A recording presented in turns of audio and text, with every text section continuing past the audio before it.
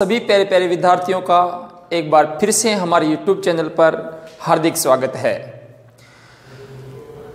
Dear students, पिछले वाला जो वीडियो था उसमें हमने 1784 का जो पिट्स इंडिया एक्ट था वहां तक की जितनी जानकारी थी वो सारी की सारी कंप्लीट कर दी थी। आज हम कुछ नए अधिनियम जो है उनके बारे में पढ़ेंगे। सबसे पहले अगर मैं बात करूं तो एक अधिनियम आया था 1786 ईस्वी में। 1786 ईस्वी में एक अधिनियम आया था जिसे हम कहेंगे 1786 का अधिनियम। और ये जो अधिनियम था 1786 का, इस अधिनियम में कहा गया था, देखो इसमें कुछ विशेष तथ्य जो थे वो हमारे भारत में भेजे गए थे। जैसे सबसे पहले तो यह अधिनियम किस कारण से आया था, तो जो बंगाल का गवर्नर जनरल है, बंगाल का क्या है, गवर्नर जनरल, बंगाल का जो गवर्नर जनरल है उसके पद पर एक व्यक्ति था जिसका नाम था लॉर्ड कॉर्नवालिस। लॉर्ड कॉर्नवालिस, इस व्यक्ति को बंगाल के गवर्नर जनरल के पद के ऊपर पद स्थापित करने के लिए 1786 का अधिनियम लाया गया था। और इसी अधिनियम के तहत दूसरा जो वेरी वेरी इंपॉर्टेंट काम हुआ था वो ये हुआ था कि गवर्नर जनरल को, कौन से जनरल को, गवर्नर जनरल को प्रधान सेनापति बना दिया गया। प्रधान सेनापति क्या कर दिया गया, बना दिया गया। मींस इस अधिनियम के तहत जो गवर्नर जनरल था उसको जो सेना थी उसकी कमांड सौंप दी गई। जैसे अगर मैं बात करूं आज के संदर्भ में, तो भारत का जो राष्ट्रपति होता है वो तीनों सेनाओं का सुप्रीम कमांडर होता है। ठीक वैसे के वैसे ही उस समय में गवर्नर जनरल जो था उसको क्या बना दिया गया, प्रधान सेनापति बना दिया गया। तो ये 1786 का छोटा सा एक अधिनियम था। हालांकि मैंने आपको सिलेबस में ये टॉपिक नहीं लिखवाया था, लेकिन फिर भी आपको ये जरूर ध्यान रखना है कि बंगाल का गवर्नर जनरल लॉर्ड कॉर्नवालिस को बनाया गया, उसके लिए अधिनियम लाया गया था। और गवर्नर जनरल को क्या बना दिया गया, प्रधान सेनापति बना दिया गया। प्यारे विद्यार्थियों, इसके बाद में जो अगला अधिनियम आया हमारे भारत में वो 1793 का अधिनियम आया। कौन सा अधिनियम आया, 1793 का अधिनियम आया। और इस अधिनियम के तहत कुछ विशेष कार्य किए गए। विशेष कार्य कैसे, जैसे कि अगर मैं बात करूं कि सबसे पहले तो जो ईस्ट इंडिया कंपनी थी उसका जो व्यापारिक लाइसेंस था, व्यापारिक क्या था, लाइसेंस, उस व्यापारिक लाइसेंस को 20 वर्षों के लिए बढ़ा दिया गया। कितने वर्षों के लिए बढ़ा दिया, 20 वर्षों के लिए क्या कर दिया गया, बढ़ा दिया गया। देखो पहले शुरुआत में जो वहां की महारानी थी जिसका नाम था एलिजाबेथ प्रथम, उस महारानी ने उसको व्यापार की अनुमति दी थी। फिर जब वो व्यापार का लाइसेंस समाप्त हो गया तो 1793 का जो अधिनियम आया था, इस अधिनियम के तहत ईस्ट इंडिया कंपनी को व्यापार करने का जो लाइसेंस था उस लाइसेंस को 20 वर्षों के लिए और भी ज्यादा क्या कर दिया गया, बढ़ा दिया गया। प्यारे विद्यार्थियों, जो 1793 का जो अधिनियम था, इस अधिनियम के तहत वेरी इंपॉर्टेंट काम जो दूसरा किया गया था वो ये किया गया था कि जो नियंत्रण बोर्ड है, कौन सा बोर्ड है, नियंत्रण बोर्ड, वह उसके जो कर्मचारी हैं, उसके जो कौन थे, कर्मचारी, उन कर्मचारियों का जो वेतन है उस वेतन के लिए प्रावधान किया गया कि वह वेतन कहां से दिया जाएगा, भारतीय राजस्व से दिया जाएगा। मींस 1793 के अधिनियम के तहत हमारे लिए यहां पर एक और नया कार्य स्टार्ट कर दिया गया कि नियंत्रण बोर्ड व उसके जो कर्मचारी हैं उनका जो वेतन दिया जाएगा वो कहां से दिया जाएगा, भारतीय राजस्व से।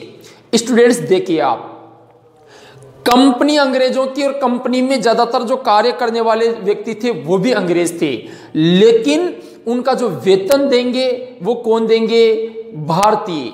क्योंकि उनका वेतन अब कहां से दिया जाने लगा, भारतीय राजस्व से दिया जाने लगा। तो इस प्रकार से इस अधिनियम के तहत आपको इन चीजों का जरूर ध्यान रखना है। डियर स्टूडेंट्स, अगला जो अधिनियम आया वो अधिनियम आया था हमारे भारत में 1813 में, जो कि इस 1793 का जो अधिनियम था इसके कितने वर्ष बाद में आया, 20 वर्ष बाद में आया। तो 1813 का जो अधिनियम है, 1813 का जो अधिनियम है, इस अधिनियम को हम दूसरे नाम से भी जानते हैं, और दूसरा नाम है व्यापार मुक्त कानून। व्यापार मुक्त कानून, इस नाम से भी हम 1813 का जो अधिनियम है इस अधिनियम को जानते हैं। डियर स्टूडेंट्स, इस अधिनियम के तहत क्या क्या प्रावधान किए गए? सबसे पहला जो प्रावधान किया गया था इस अधिनियम के तहत वो ये किया गया था कि ईस्ट इंडिया कंपनी जो है वो केवल एक तो चाय का व्यापारिक एकाधिकार रख सकती थी भारत में, और वो चीन के साथ में व्यापार करने का एकाधिकार रख सकती थी। इसके अलावा उसके जो अन्य व्यापारिक एकाधिकार थे उन अन्य व्यापारिक एकाधिकारों को क्या कर दिया गया, समाप्त कर दिया गया। मींस कंपनी पहले केवल और केवल भारत में ईस्ट इंडिया कंपनी ही व्यापार कर सकती थी, उसके अलावा कोई दूसरा व्यक्ति आकर के भारत में व्यापार नहीं कर सकता था। अब चेंज कर दिया गया है, अब कंपनी केवल 2 जगह पर व्यापारिक एकाधिकार रख सकती थी। भारत में तो केवल और केवल किसके ऊपर, चाय का व्यापारिक एकाधिकार रह गया उसके पास में, और चीन के साथ व्यापारिक एकाधिकार रह गया। मतलब और सब जगह से इसका व्यापारिक एकाधिकार समाप्त कर दिया। भारत, हम लिखेंगे यहां पर, भारत में चाय व चीन के साथ, किसके साथ, चीन के साथ व्यापारिक एकाधिकार को छोड़कर, व्यापारिक एकाधिकार को छोड़कर, व्यापारिक एकाधिकार को छोड़कर सभी व्यापारिक एकाधिकार समाप्त कर दिए गए। सभी व्यापारिक एकाधिकार समाप्त कर दिए गए। अब देखो यहीं से प्रश्न पूछता है, प्रश्न पूछेगा आपसे कि बताओ कंपनी को भारत में कौन सा ऐसा व्यापार था जिसको करने का व्यापारिक एकाधिकार रखा गया 1813 के अधिनियम के तहत और अन्य अधिकारों को समाप्त कर दिया गया? तो वो कौन सा अधिकार था? चाय के व्यापार करने का अधिकार था। तो आपको यह ध्यान रखना है। इसके बाद में 1813 का जो अधिनियम था, कौन सा अधिनियम था 1813 का? यह अधिनियम जो है वैसे देखा जाए तो एग्जाम की दृष्टि से वेरी वेरी इंपॉर्टेंट है, लेकिन इससे भी ज्यादा जो इंपॉर्टेंट है हमारे सामने वो इससे अगले वाला अधिनियम है, अर्थात 1833 का अधिनियम है। 1833 का अधिनियम, 1833 का जो अधिनियम है, इस अधिनियम के तहत क्या किया गया? इस अधिनियम के तहत देखो, जो कंपनी को चाय और चीन के साथ में व्यापार का एकाधिकार था इसको भी समाप्त कर दिया। अब मींस कंपनी के व्यापारिक एकाधिकार को पूर्णतया ही समाप्त कर दिया गया। अब कंपनी मतलब व्यापार करेगी ही नहीं, तो फिर कंपनी क्या करेगी भारत में? जाहिर सी बात है, अब कंपनी को केवल 2 कार्य दिए गए। कंपनी भारत में राजनीतिक कार्य करेगी और कंपनी भारत में प्रशासनिक कार्य करेगी। मींस 1833 का जो अधिनियम था, इस अधिनियम के तहत पूर्णतः, मैं ये कह सकता हूं पूर्णतः जो व्यापारिक एकाधिकार था, व्यापारिक कौन सा अधिकार था? एकाधिकार। इस एकाधिकार को क्या कर दिया गया? समाप्त कर दिया गया। पहली बात तो आपको यह ध्यान रखना है। देखो, आंशिक रूप से व्यापारिक एकाधिकार को 1813 में समाप्त किया था, जबकि अगर पूर्णतः की बात की जाए तो पूर्णतः कब किया गया था? 1833 में किया गया था। यह भी ध्यान रखना है। डियर स्टूडेंट्स, इसके अलावा इस अधिनियम में जो अगला वेरी इंपॉर्टेंट कार्य किया गया था वो ये था कि जो बंगाल का गवर्नर जनरल है, बंगाल का क्या है? गवर्नर जनरल, इस पद को चेंज कर दिया गया और चेंज करके इस पद के स्थान पर एक नया पद बना दिया गया और जो नया पद सृजित किया गया था वो था भारत का गवर्नर जनरल। भारत का गवर्नर जनरल। एक तो बंगाल का गवर्नर जनरल, और इसको चेंज करके हमने क्या बना दिया, भारत का गवर्नर जनरल बना दिया। डियर स्टूडेंट्स, भारत का जो पहला गवर्नर जनरल बना था वो आपके एग्जाम की दृष्टि से वेरी वेरी इंपॉर्टेंट है। मीन्स भारत का प्रथम गवर्नर जनरल कौन बना था, तो वो बना था लॉर्ड विलियम बेंटिंग। कौन बना था, लॉर्ड विलियम बेंटिंग। ये भारत का क्या बना था, प्रथम गवर्नर जनरल बना था। इस अधिनियम के तहत इतना ही नहीं हुआ, इस अधिनियम के तहत कुछ और कार्य किए गए थे जो इस प्रकार से है। जैसे 1833 का जो अधिनियम था, इसके तहत गवर्नर जनरल जो था, कौन सा जनरल था, गवर्नर जनरल। इस गवर्नर जनरल की कार्यकारिणी समिति में, कौन सी समिति में, कार्यकारिणी समिति में 3 से बढ़ाकर 4 सदस्य कर दिए गए। 3 से बढ़ाकर 4 सदस्य कर दिए गए। मतलब हमने पढ़ा था पहले कि गवर्नर जनरल की कार्यकारिणी समिति जो थी उसमें 3 सदस्य होंगे। अब 3 सदस्य नहीं होंगे, अब सदस्य एक और बढ़ा दिया गया। अब सदस्य कितने होंगे, 4 सदस्य होंगे। डियर स्टूडेंट्स, जो चौथा सदस्य नियुक्त किया जाएगा, यहां पर यह भी फिक्स कर दिया गया कि जो चौथा सदस्य होगा वह उसी व्यक्ति को नियुक्त किया जाएगा जो विधिवेता होगा। विधिवेता का मतलब क्या होगा, कानून का ज्ञाता होगा। कानून का क्या होगा, ज्ञाता होगा। उसी व्यक्ति को चौथे सदस्य के रूप में यहां पर क्या किया जाएगा, नियुक्त किया जाएगा। और इस पद को भरा भी गया, इस पद को भरा भी गया। इस पद को कब भरा गया, 1834 में।